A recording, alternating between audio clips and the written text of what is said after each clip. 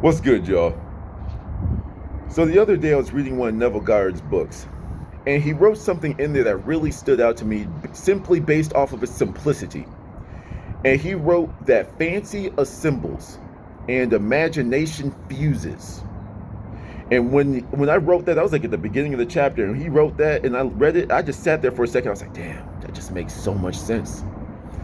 You know, for those of you that don't use the older vernacular, you know, fancy is anything that you fancy, anything that you want, right? That's what fancy means. That's how he's using it.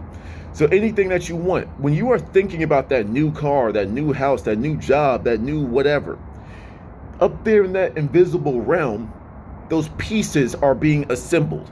It's kind of like building like a new pipe. You know, if you can get all the pieces, all the rings of the pipe, and you can connect them all together, but then at some point you have to fuse them together.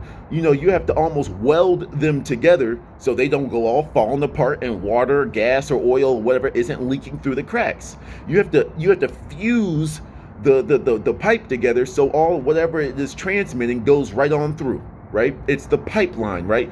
These oil pipelines are out here. Would you want the oil pipelines to have a whole bunch of holes in them because they have not been welded together in a certain type of way? Well, that's the connection between your physical reality and the mental and spiritual realms.